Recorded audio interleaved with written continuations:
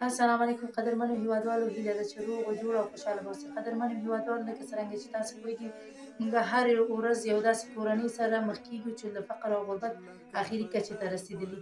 نو نن بیا داسې یو کورنۍ تاسو سره مخ کومه چې دوی هم ډېر زیات مشکلات لري.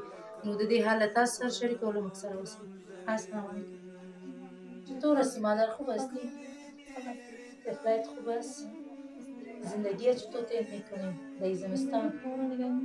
یه اقامه چیزام داشته باشم تا میگه بچه که مکتش پایش لنگه مردم میره و سیخ دیر که دیگه پایش هیچ چیز نداریم که ما بخوریم دیگه 5 و 6 و نیست یک جمع میشه کار ما نیست.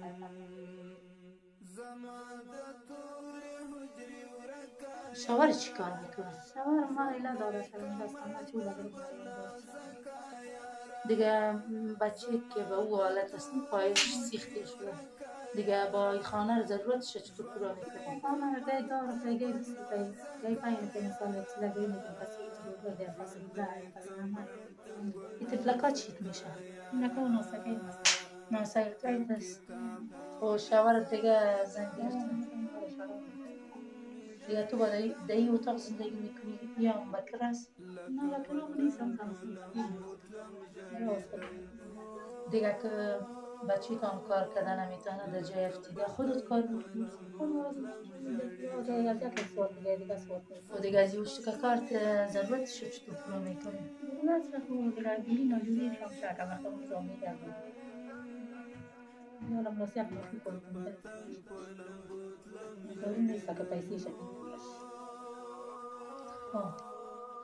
حالا شما فعلا یک درد میکنن تو دیگه کسی درد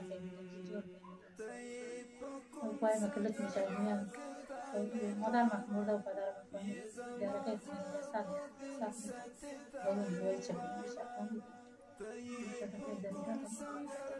سال و دیگه خانه علی طلوع لبنان باران هم میشه اونو میبینیم باران فعلا هم در جریان است دیگه اوش که کار خنکش نمیکنه کنم کار دیگه زدی که ما میگردیم چیز نداریم حالا شما بر شب چیز داریم؟ هیچ هم نداریم بر شب پیشیم کسی میخوانه رگه میکنه فعلا روحانه که از یکی دیگه میگه کس میده تانه یا نه؟ کس دلش درد کرد میده دلت چی ارمان است وقتی که دیگه مردم میبینی در دلت چیز نمیگه طفلکا که از پیش چیزی میطلبه پیسه که میطلبم دایی دستی خدا لازم پنجی به خوردم پیدا شد هم دیگه داره فکر است کنیم هار ده قطره چیز نداریم ده یک جمع میشه کار حلال شیم مسکه خیلی کنیم هار دوغان یه باش خودم داده همه برنج بیتفاوت وقتی که اینجا دیگه زنها رو میبینین یا این مردایشان رو میبینین که خانه چیزا میارن در دل شما چیز نمیگرد نامید نمیشه تمیز شو تا پگاه رو بیخال خونو میریم خدا در صدی خوش کنم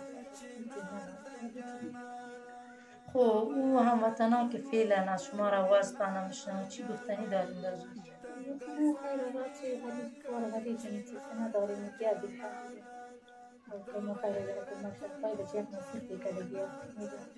قدرمنو هیوادوالو دغه ملکی چې د فارسي خبرې کوي په پښتو نه پوهېږي او ډېر ساده ښځه ده ډېر زیات مشکلات لري خاوند یې چې دی دا پریښی دی او بل ښځه کړې ده نو دا وایي کور کې ومه چې هغه راپسې لرګی واخیسته په زور یې د کور نه وشړلم نو یو زوی دی د هغې خپه کې سیخ تېر شوی سم ګرځېدی نه شي او دا واړه واړه ماشومان دي دا د دې نوسي دي نو خاوند یې شړلی زوی په کور کې ناست دی دا خپله کار کوي او دغه ماشومان خلکو کره لیږي د چا نه غوړي راوړي د چا نه وچ ډوډۍ راوړي اوس وایي که چا غوړي ورنه کړو نو خالي وریجې جوش کومه نو دې د نه غوړي لري نه اوړه لري بل تاسو خپله دغه کړکۍ وګورئ همدا اوس باران دی لوڅه کوټه ده دې واړه واړه ماشومان ته وګورئ هغه دروازې ته وګورئ چې هغه په څه حال دی دا داسې کور کې ژوند کې حتی داسې کور کې یو حیوان هم ژوند نشي کولی تاسو به اوس د دې حویلۍ وګورئ چې هېڅ دیوالونه نه لري دروازه نه لري همدا یو کوټه ده پکې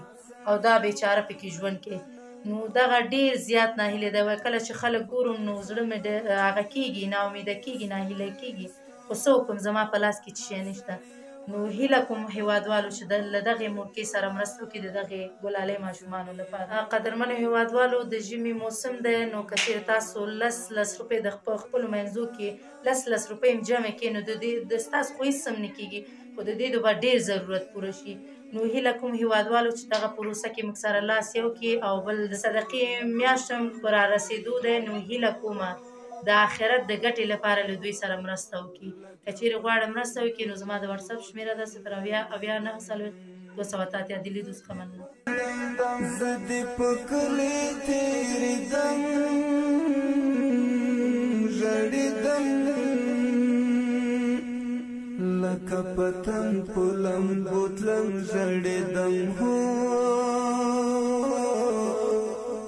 لکه پتنګ په لمبو تلم ژړېدم